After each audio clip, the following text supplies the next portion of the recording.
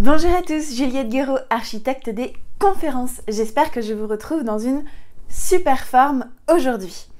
Alors, avant d'aller plus loin, si vous souhaitez recevoir des stratégies puissantes et gratuites sur tout simplement comment réussir ses prises de parole en public, je vous invite à aller cliquer sur le petit bouton s'abonner en bas à droite de votre écran. Aujourd'hui, j'ai envie de vous raconter une petite histoire. Préparez-vous pour un voyage dans le temps. 3, 2, 1, c'est parti.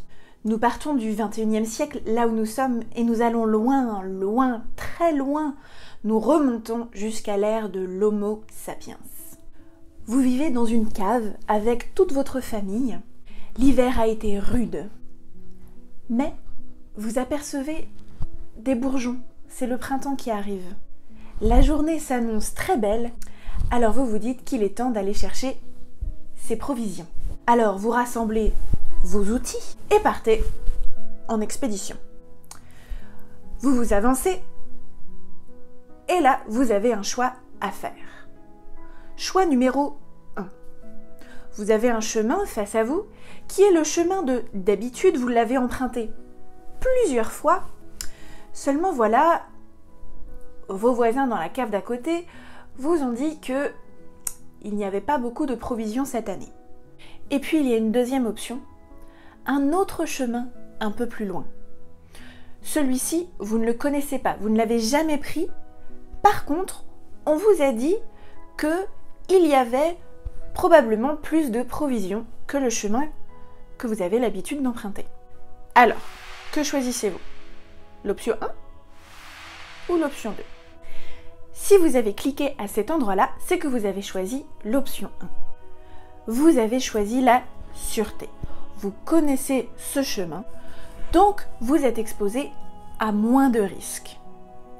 Donc vous vous avancez avec votre petit sac, vos petits outils, et commencez à ramasser les quelques provisions que vous trouvez. Effectivement, il n'y en a pas beaucoup, mais au moins ça fera quand même l'affaire pour quelques jours. Si vous avez cliqué ici, c'est que vous avez choisi l'option numéro 2.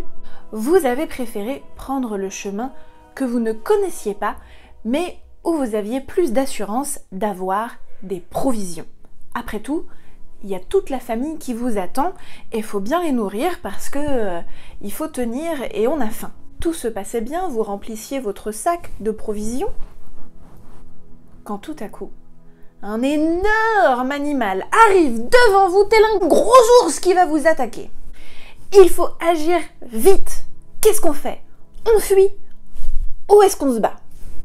Vous prenez vos jambes à votre cou, vous fuyez parce que vous n'avez pas les bons outils ni la force pour se battre contre cette énorme créature. Peu importe les deux options que vous avez choisies, vous êtes sain et sauf. Parce que ce qui s'est passé, c'est que pour l'option 1 et pour l'option 2, il y a eu le mécanisme de stress qui a été enclenché.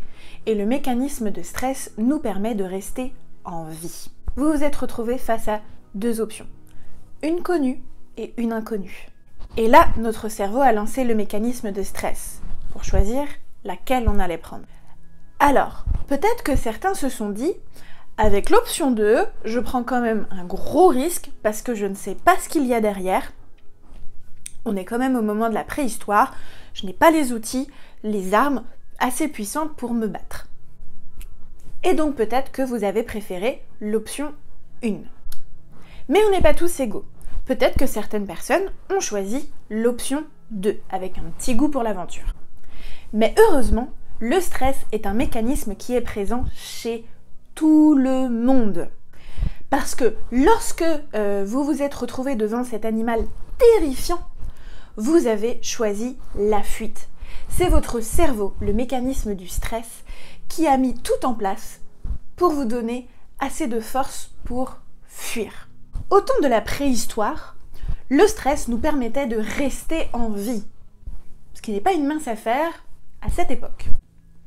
Seulement voilà, les siècles ont passé, nos sociétés ont évolué, mais le système du stress a un codage très simple et où il lui manque les variables de notre nouvelle civilisation. Et aujourd'hui, en fait, quand on est en état de stress, notre cerveau reptilien, on l'appelle, ne comprend pas qu'on n'est plus au temps de la préhistoire et voit inconnu égale danger de mort. C'est pourquoi nous stressons. Et lorsqu'on pense à toutes les données inconnues qu'il peut y avoir dans notre vie, pas étonnant que le stress vienne nous pourrir la vie, parce qu'il est en marche très souvent. Mais ne vous inquiétez pas, notre cerveau est une grosse machine qui fonctionne très bien. Et il est possible de venir réduire ce mécanisme de stress grâce à différentes techniques. Et lorsque vous devez prendre la parole en public, le stress monte parce qu'il y a énormément de variables inconnues. Et ça, notre cerveau préhistorique, il aime pas ça. Donc rassurez-vous, il est complètement normal de stresser pour une prise de parole en public. Attention cependant, il ne faut pas réduire tout le stress, parce qu'on verra dans une prochaine vidéo en quoi il faut en garder un petit peu, c'est ce qu'on appelle le trac, et il sera bon pour justement nos prises de parole en public. Alors, voilà les amis pour notre petite histoire sur le stress. Et moi, ça m'intéresse de voir quelle option vous avez choisie lors de votre petit chemin d'aventure. Avez-vous choisi l'option 1 ou l'option 2? Laissez-moi en commentaire laquelle option vous avez choisie. Et moi, je vous retrouve dans une prochaine vidéo. À bientôt. Ciao, ciao.